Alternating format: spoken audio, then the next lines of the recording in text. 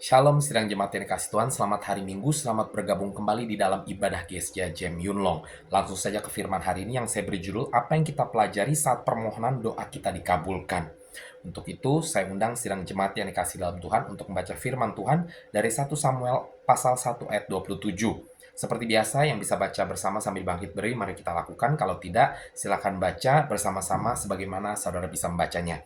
1 Samuel pasal 1 ayat 27 sekali lagi, mari kita baca bersama, 2, 3. Untuk mendapat anak inilah aku berdoa dan Tuhan telah memberikan kepadaku apa yang kuminta daripadanya. Mari kita bersatu dalam doa.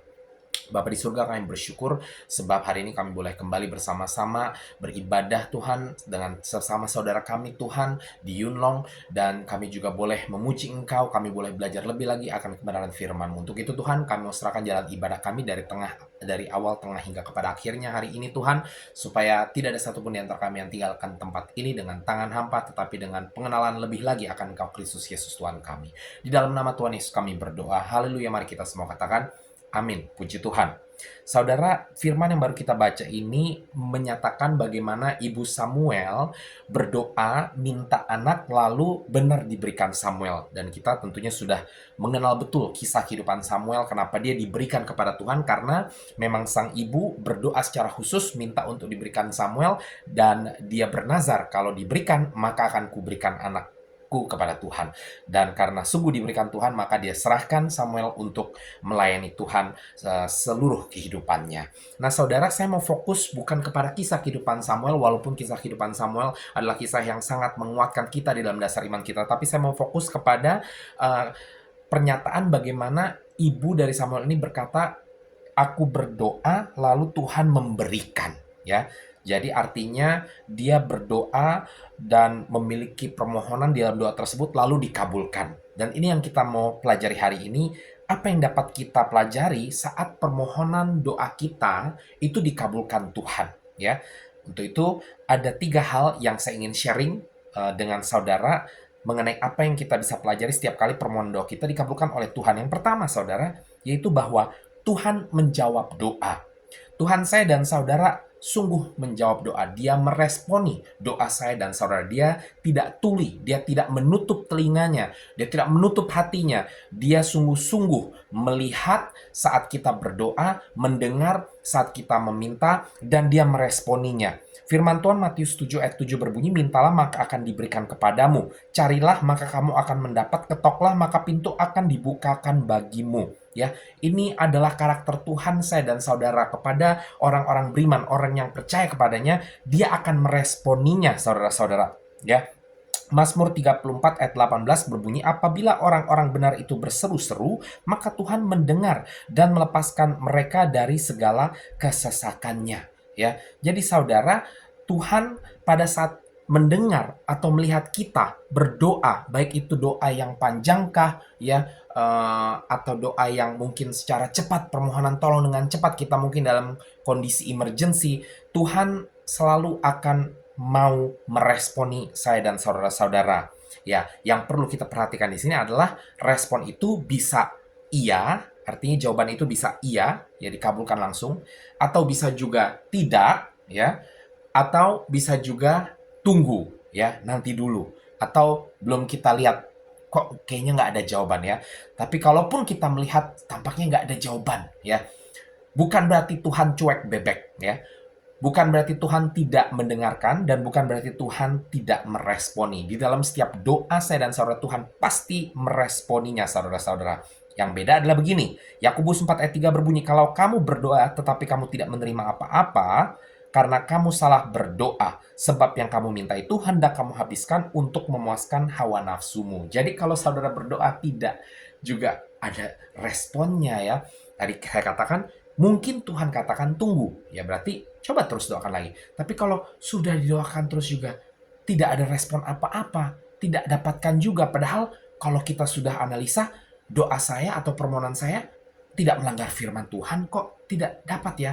Ya, berarti saudara mungkin doa kita itu ya dengan motivasi yang salah. Mungkin kita cuma mau cepat kaya doang ya. Fokusnya kepada kayanya, bukan kepada memuliakan nama Tuhan ya, dengan melupakan bahwa firman Tuhan mengatakan kita tidak bisa ya, menyembah dua master atau dua tuan ya.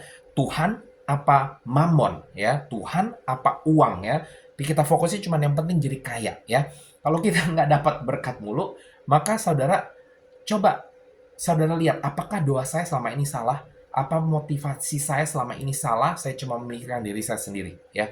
Kalau motivasi saudara tidak salah, saya percaya sama seperti Samuel diberikan, maka apa yang saudara doakan pasti akan diberikan ya.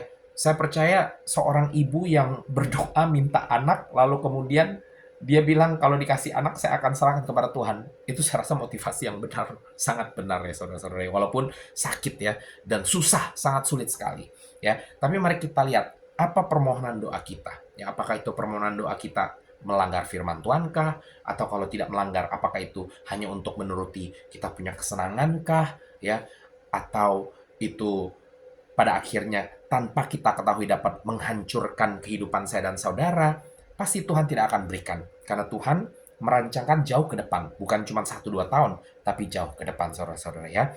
Jadi saudara yang jelas, pasti Tuhan menjawab, pasti Tuhan meresponinya. Tetapi apa responnya itu, kita harus mempererat hubungan kita dengan Tuhan, mendekatkan diri kita lebih lagi supaya kita lebih sensitif. Jadi kita bisa tahu, rasakan pada saat Tuhan sudah katakan tidak, sudah move on.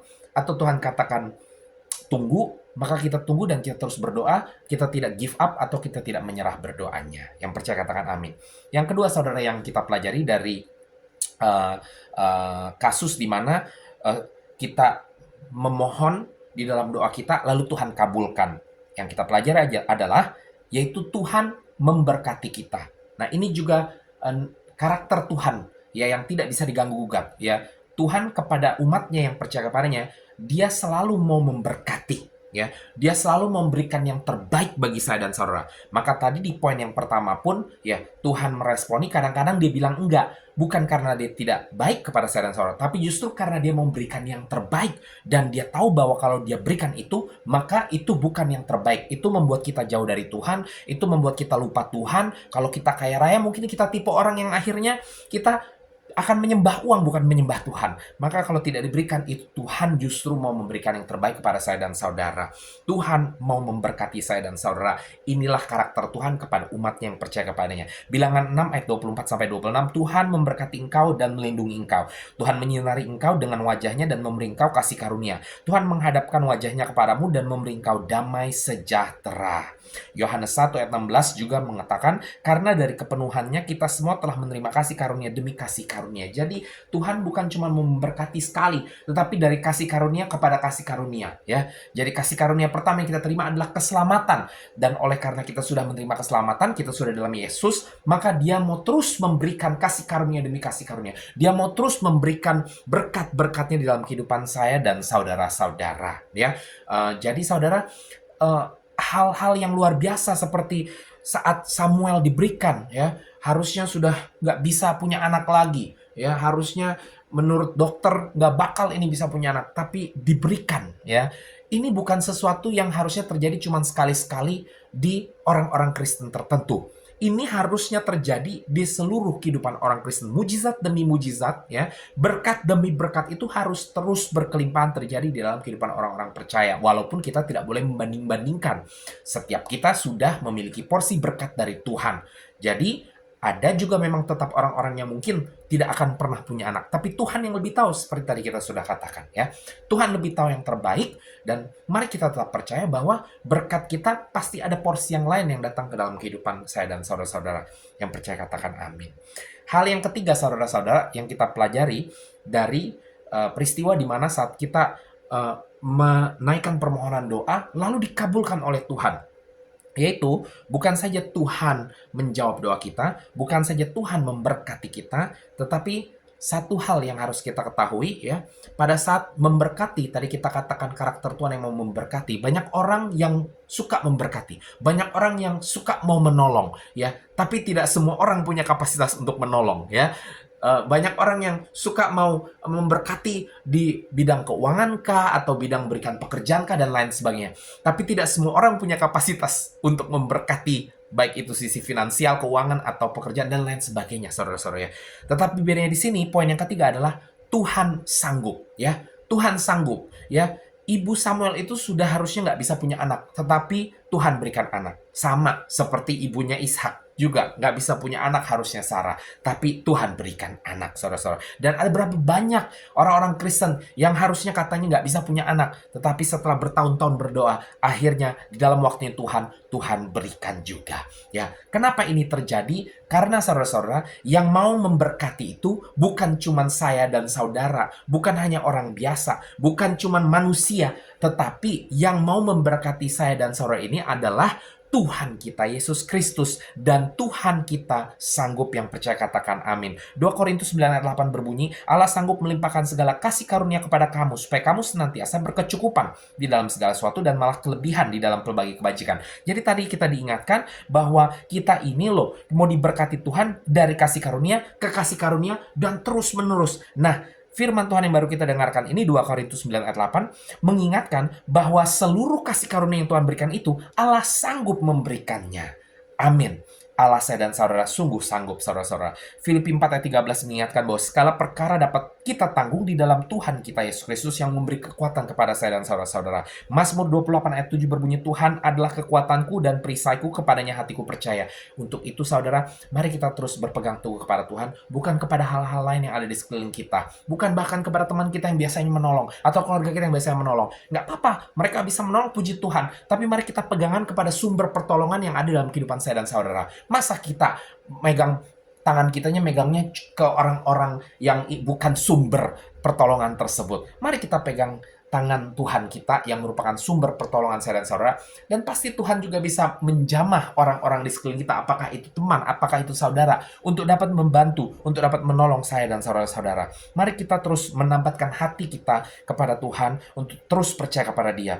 Mazmur 28 ayat 7 kembali dilanjutkan di sini. Aku tertolong sebab itu beria-ria hatiku, dan dengan nyanyianku aku bersyukur kepadanya. Dan jangan lupa, saat kita sudah ditolong oleh Tuhan, mari kita terus mengucap syukur kepadanya di dalam berbagai cara, saudara-saudara. Ya, ada yang langsung dalam bentuk doa, ya ada yang menyerahkan diri untuk melayani Tuhan. Ya, di dalam kehidupan Ibu Samuel, seorang ibu menyerahkan anaknya ya kepada Tuhan, yang sudah dia lahirkan, dia sayang-sayang, tapi diserahkan akhirnya untuk melayani Tuhan ya. Ya, itu adalah bentuk daripada ucapan syukur kepada Tuhan. Ada berbagai bentuk ucapan syukur yang dapat kita lakukan. Mari kita lakukan bagian saya dan saudara-saudara. Kita berikan ucapan syukur kepada Tuhan. Kenapa? Karena Tuhan saya dan saudara-saudara bukan Tuhan sembarangan. Dia adalah Tuhan yang memang sungguh-sungguh meresponi, menjawab doa saya dan saudara, dan Tuhan yang terus mau memberkati, dan Tuhan yang sanggup memberkati. Saya harap ini menjadi berkat bagi saya dan saudara-saudara sekalian.